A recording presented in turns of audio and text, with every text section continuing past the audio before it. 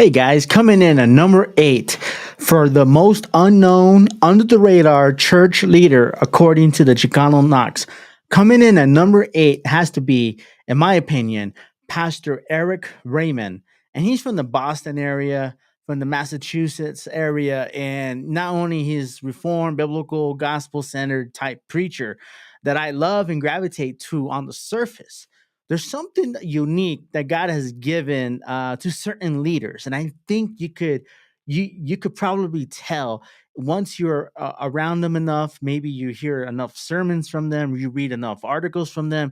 You kind of get introduced to the sense that not only that they're gospel shaped preachers, but that something inside them is broken in such a sweet way for Christ, broken for ministry, broken for the love of Christ. Something happened in their life that makes them authentic, real, not trying to sell you something, that they're comfortable in their own skin.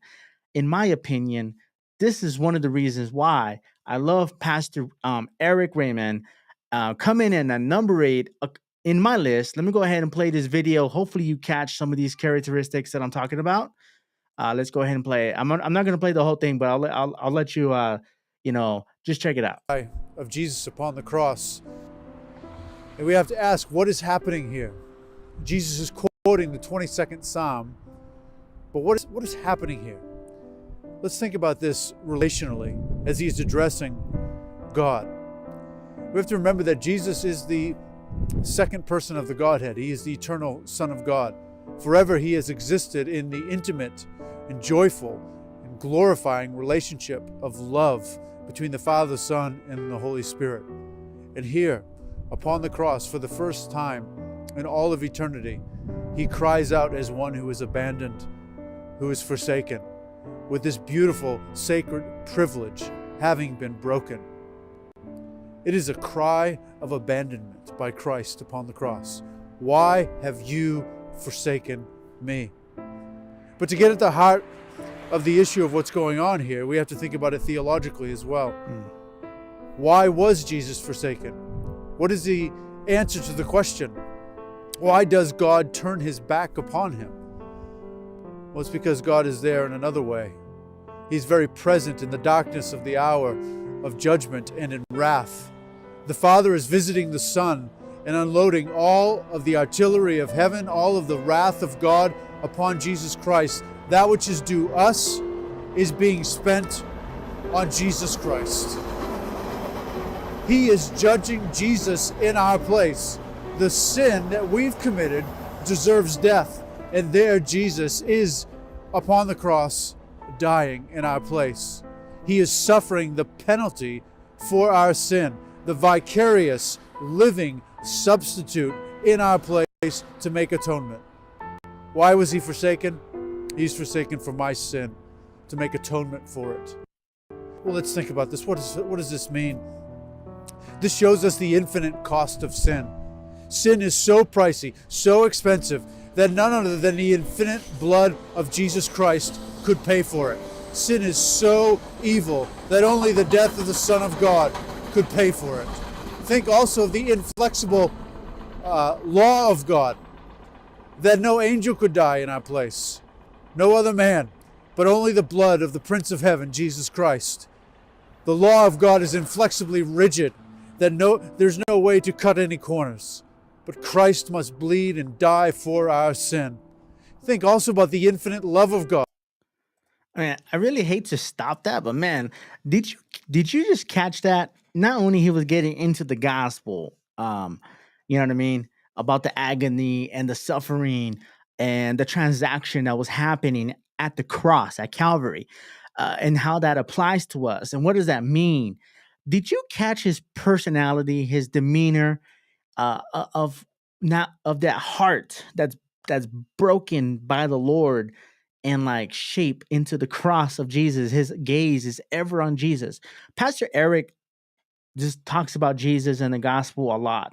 He saturates with the gospel, and that's why he's coming in at number 8 on my list, guys. Because not only he's saturated with the gospel, but He is so authentic, man. He is so authentic, so brokenhearted for the ministry, for to be a church leader. He doesn't just talk to you like talk down to you like a smart dude. Like, I'm gonna tell you what to believe and why you should. No, he doesn't come across that way. Hopefully you caught that. And maybe you're out there and you're like, you know what? I know Pastor Eric, and that's good. But I get the feeling that not many people know about Pastor Eric, man. There needs to be tons more of pastors out there that are like Pastor Eric, who are not only knowledgeable in terms of theological understanding and enriched by theology, systematic theology, the Reformed tradition, all that stuff. But people who are brokenhearted for the audience. Did you catch that? That's one of the things I love about Pastor Eric, that he's just sold out to his audience and not compromising. He's not seeker sensitive. Did you catch the faithfulness and the orthodoxy in that?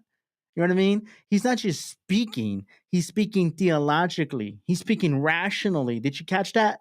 But he's also down to earth, comfortable in his own skin, authentic.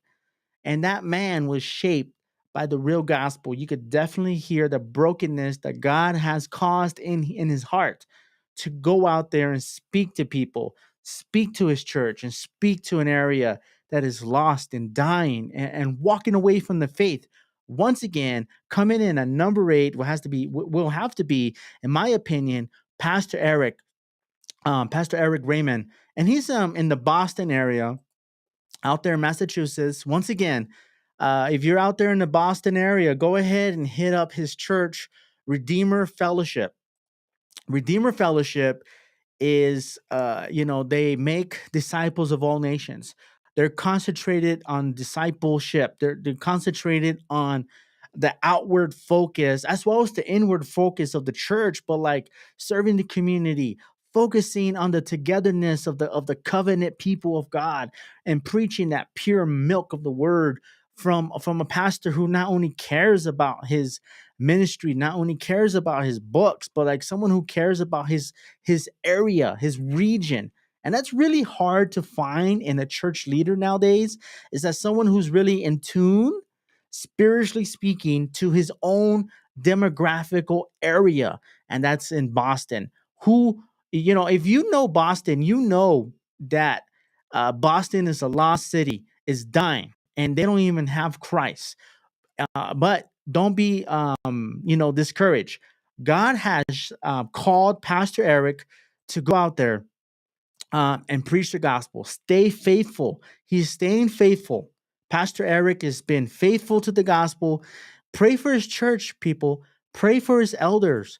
Pray for Pastor Lay Tan. Pray for Eric Raymond. Pray for these godly men, these godly brothers who are dedicated to gospel ministry in a land that is walking away from the faith, that is totally disregarding the orthodoxy, disregarding theology in the name of liberalism and whatever you want to call it. You know what I mean? And that's one of the reasons why I think pastor people like Pastor Eric go unnoticed, because he's doing the work of God. Whenever you do the work of God, you're not going to be famous. You're going to be hated. You're going to be disregarded. You're going to be unknown. And I know there's tons of people out there that could probably fit in the list of the top 10 preachers. But once again, this is not a top 10 preacher list.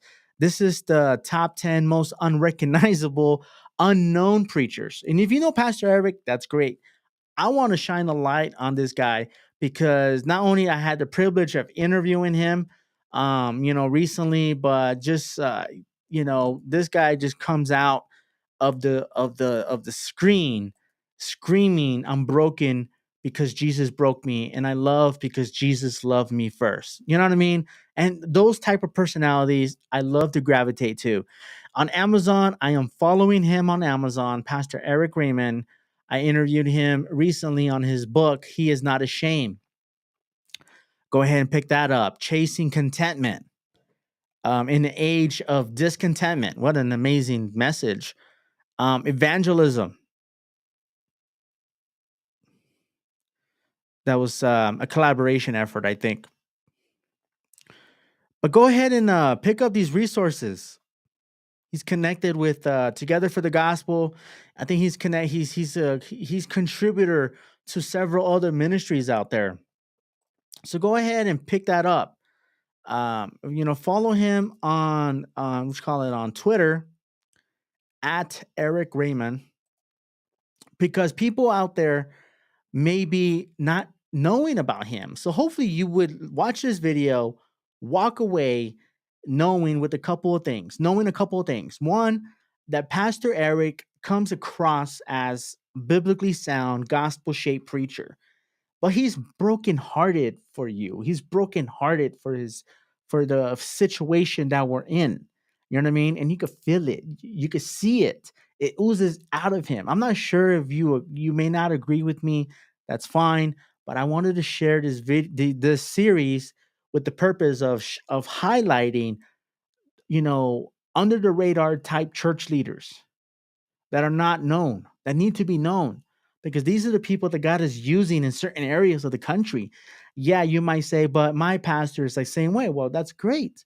Well, this is my list, and I have the microphone, so I'm doing my list. So it's a little biased, but at the same time, I do want to highlight uh, cross denominational church leaders who are biblically faithful to the gospel, number one, and number two, biblically faithful to their churches, and number three, gospel shape. You know what I mean? Shaped by the gospel, right?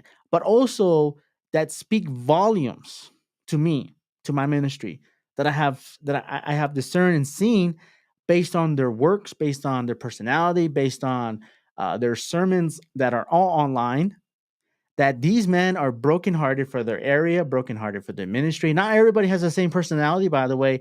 Hopefully, by now, you are seeing that these men are different personalities.